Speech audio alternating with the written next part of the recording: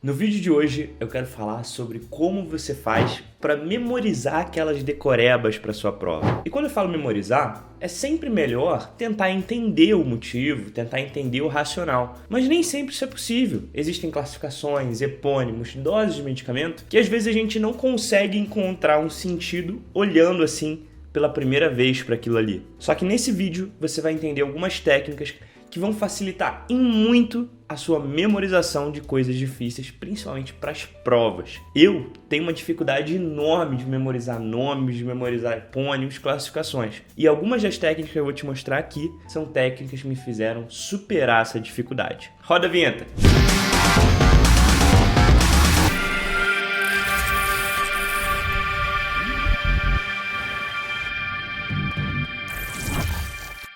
A primeira técnica que eu quero te mostrar para você memorizar de vez aquela coisa que você sempre esquece quando aparece uma questão daquilo é a visualização constante. E existem basicamente duas formas de você fazer a visualização constante. A primeira, analógica, e a segunda, digital. Como eu sou uma pessoa muito digital, eu vou te sugerir aqui ferramentas para que você crie visualizações constantes de forma ativa daquilo que você precisa memorizar para sua prova. Para isso, existem alguns aplicativos. O primeiro deles é o que eu usei durante a minha prova para R+. Na prova para R+, de cirurgia, tem muita decorebinha, tem muito epônimo, tem muita técnica, tem muita coisa que você precisa memorizar. E não tem nome. Como é que você grava um nome? Você até pode criar uma forma, eu vou mostrar aqui um método mnemônico, analogias, mas nem sempre você consegue encontrar. Às vezes a forma que você consegue encontrar da analogia é mais difícil de gravar do que o próprio nome. E aí você precisa ter uma visualização constante daquilo ali. Eu usava um aplicativo chamado Flashcard Hero, que é basicamente um deck de flashcards que eu só usava para essas decorebas. Um grande erro quando você faz flashcard é você querer colocar tudo lá e aí você perde um tempo enorme fazendo aquilo ali, ao invés de você estar praticando com questões. Eu sugiro que você use os flashcards para essas decorebas que você sempre esquece. Classificação, epônimo, dose de medicamento, enfim, alguma coisa ali muito específica. E não, qual é o tratamento disso aqui? É cirurgia. Puta, isso aí você, com a prática, com questão, você consegue memorizar sem ter que criar um flashcard e otimiza seu tempo. Só que eu utilizei o Flashcard Hero e hoje eu reconheço que existem aplicativos melhores para isso. Como, por exemplo, o Anki. O Anki, ele tem um algoritmo de revisão baseado no quanto você erra um flashcard, ele fica reaparecendo para você com uma determinada frequência. E isso é muito bom, porque ele promove uma visualização constante de forma automática. E ele também promove uma visualização constante daquilo que você realmente está errando, daquilo que você realmente precisa. Então o Anki é muito bom para isso. E o flashcard, como você já conhece, é uma metodologia ativa, né? Você não tem a resposta pronta, você tem que pensar. Toda vez que você tem que pensar sobre o assunto, a sua memória vem com mais força, porque você não recebe a informação de mão beijada, você não recebe a informação de maneira passiva, você recebe de forma ativa, você teve que refletir sobre aquilo ali para chegar numa resposta. Então essa é a forma digital, mas também existe uma forma analógica. Muitos alunos do nosso programa de mentoria colocavam post-its ali em frente à parede onde eles estudavam, na geladeira, no espelho. E aí toda vez que você olhava o post-it, ia lá perguntar como é a classificação de mirise, qual o lado da hérnia inguinal mais comum, enfim, sei lá. Eles colocavam informações chaves ali que eles estavam esquecendo e aquilo ali fazia com que eles pensassem sobre aquele assunto e fossem atrás da resposta. Essa é uma forma de visualização constante e que é super, super importante, mas não é a única. Vamos para a próxima? E eu adoro fazer associações de significado para memorizar, principalmente tabelas, principalmente classificações. Bernardo, como assim associações de significado? Eu tento entender um padrão por trás daquela classificação. Eu tento achar um significado atrás daquilo ali. Então vamos lá, vou pegar um exemplo, estava falando da síndrome de Mirise, e para essa síndrome de Mirise existe uma classificação. Classificação de Kizendi. E aqui entra a nossa criatividade, tá? Criatividade, Kizendi, aí já tem outra associação. Não, mas brincadeira. Kizendi, se você pensar, tem 6 letras, né? Kizendi. Vou botar aqui, C-S-E-N-D-E. 6 letras. Adivinha quantas possíveis classificações tem essa tabela? 6 também. Então, 1, 2, 3, 4, 5A e 5B. Então essa é a classificação de Kizendi. Então aí já tem um significado. Toda vez que eu penso numa classificação, eu gosto de primeiro pensar nos extremos, então pensar no que é o tipo 1 e o que é o tipo 5B. E normalmente eu entendo que existe uma progressão de gravidade nessa classificação. Normalmente o tipo 1 é o mais leve e o tipo 5B é o mais grave. E é justamente isso que acontece aqui. Então o tipo 1 é o único dessa classificação que não tem fístula da via biliar. Então já gravo aqui que o tipo 1 não tem fístula. E o tipo 5B, além de poder ter fístula da via biliar, ele também tem uma fístula colecisto-entérica com ilho biliar. Então ele é o pior cenário ali. Não de gravidade, mas de... A gente pode até entrar nessa discussão filosófica, mas de... a doença saiu da via biliar e foi para um outro órgão ali adjacente. Então você já começa a ter um racional. E o resto? Como é que você faz para o resto? O resto é muito simples. O 1 é sem fístula. O 2 é uma fístula de 1/3. O 3 é uma fístula de 2/3. E o 4 é uma fístula de 4/3 não.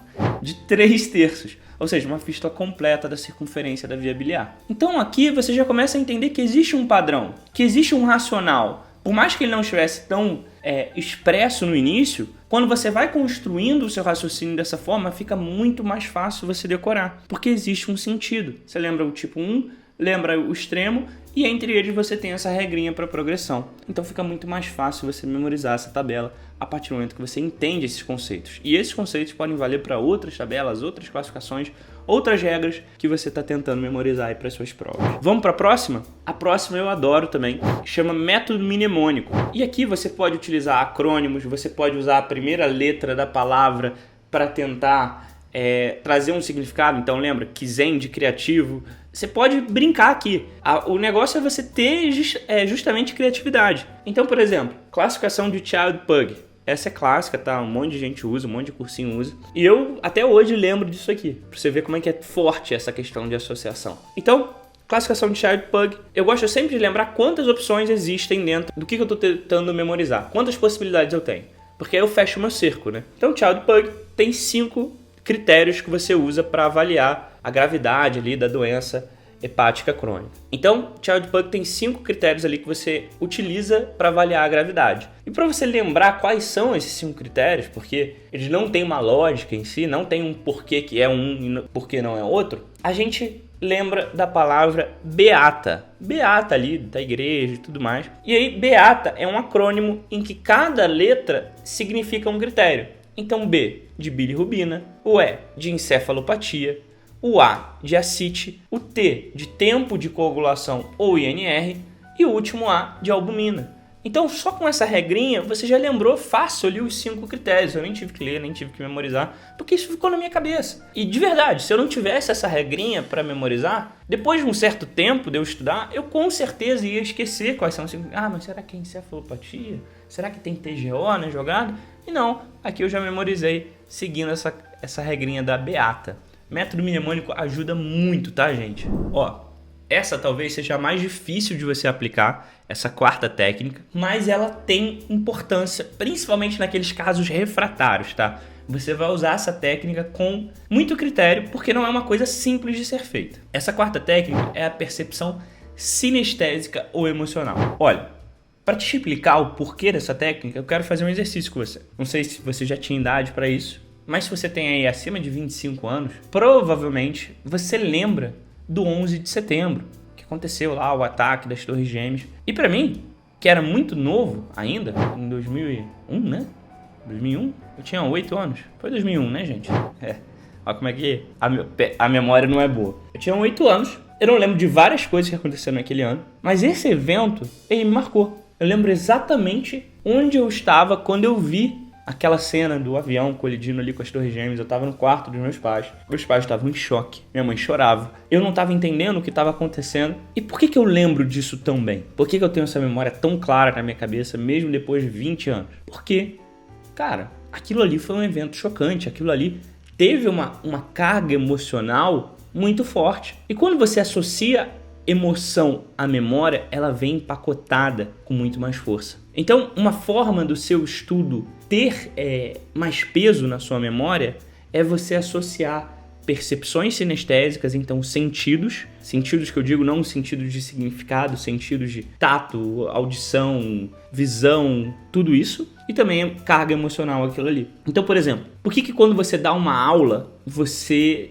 lembra muito mais, lembra muito daquela informação que você passou adiante. Porque a aula, ela exige uma pressão, exige um estresse, você tá ali desconfortável no palco. Então, quando você transmite aquela informação, além de você estar transmitindo, além de que para você transmitir, você também teve que pensar, você também teve que construir seu raciocínio, na aula você está sob um momento de estresse, então aquela informação ela fica mais tempo contigo. Da mesma forma, quando você estiver estudando, existem algumas técnicas para que você memorize. Então, vamos dizer que você está diante de uma coisa que não entra na sua cabeça de jeito nenhum. Ao invés de só pensar na palavra, na informação, no nome, na dose, no número, na fórmula, você vai passar a entender o macro ali. Então, você primeiro vai olhar onde está aquela informação. Ah, tá na página aqui, nessa região, próximo disso aqui. Pronto, você já deu uma noção espacial daquela informação. Cara, de verdade, sente a folha. Então, o que você está sentindo agora?